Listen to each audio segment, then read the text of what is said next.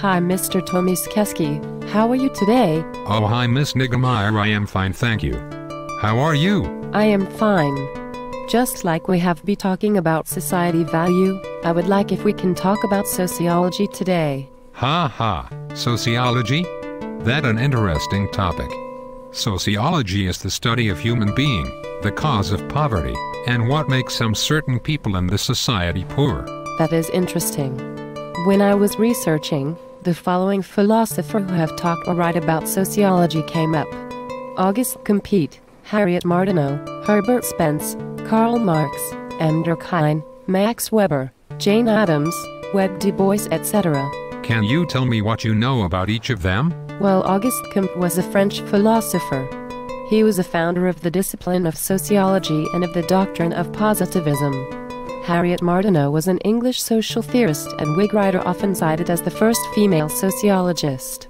Martineau wrote 35 books and a multitude of essays from a sociological, holistic, religious, domestic, and, perhaps most controversial, a feminine perspective. She also translated various works from Auguste Comte. She earned enough to be supported entirely by her writing, a challenging feat for a woman in the Victorian era. You must have done a lot of research, haven't you?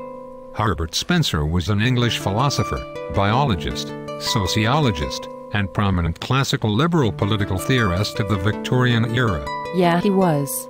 Karl Heinrich was a German philosopher, economist, sociologist, historian, journalist, and revolutionary socialist. His ideas played a significant role in the development of social science and the socialist movement. He published various books during his lifetime, with the most notable being the Communist Manifesto, 1848, and Capital, 1867–1894. Some of his works were co-written with his friend and fellow German revolutionary socialist. David Emil Durkheim was a French sociologist. He formally established the academic discipline and, with Karl Marx and Max Weber, is commonly cited as the principal architect of modern social science and father of sociology. Maximilian Karl Emil Max Weber was a German sociologist, philosopher, and political economist who profoundly influenced social theory, social research, and the discipline of sociology itself. Weber is often cited, with Emil Durkheim and Karl Marx, as one of the three founding architects of sociology. Jane Addams was a pioneer settlement worker, founder of Hull House in Chicago, public philosopher, sociologist, author, and leader in woman suffrage and world peace.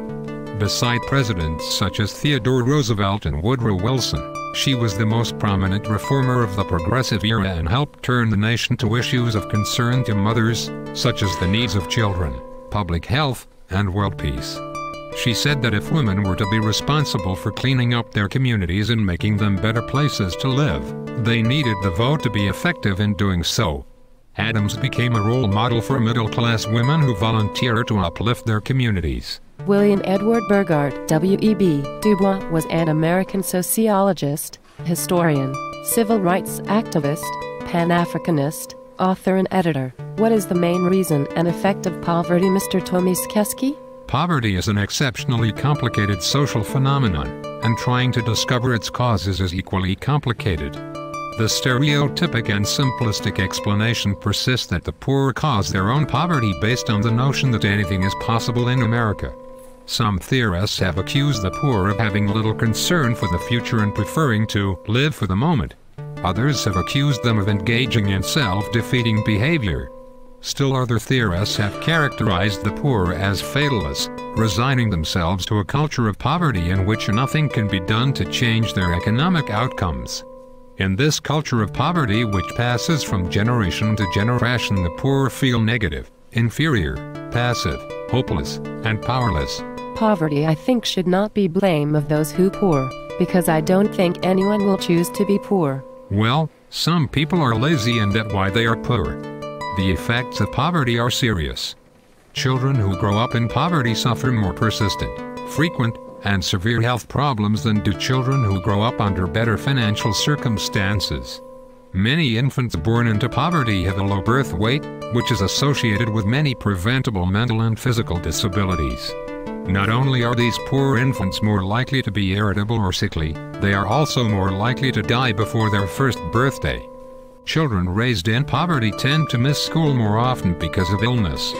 These children also have a much higher rate of accidents than do other children, and they are twice as likely to have impaired vision and hearing, iron deficiency anemia, and higher than normal levels of lead in the blood, which can impair brain function. I totally agree. It also a huge reason for homelessness. That's true. The feminization of poverty, or the significant increase in the numbers of single women in poverty alone, primarily as single mothers. In the last 3 decades, the proportion of poor families headed by women has grown to more than 50%. This feminization of poverty has affected African American women more than any other group. This feminization of poverty may be related to numerous changes in contemporary America. Increases in unwanted births, separations, and divorces have forced growing numbers of women to head poor households. Meanwhile, increases in divorced fathers avoiding child support coupled with reductions in welfare support have forced many of these women-headed households to join the ranks of the underclass. Further, because wives generally live longer than their husbands, growing numbers of elderly women must live in poverty. Feminists also attribute the feminization of poverty to women's vulnerability brought about by the patriarchal, sexist, and gender-biased nature of Western society, which does not value protecting women's rights and wealth. Yeah, I hope you have understand one thing or the other. Yes, I have. Thanks, Mr. Tomiskeski. I will see you soon. Once again, you have given me a lot to think about. Thanks for sharing your knowledge with me. You are mostly welcome. Goodbye.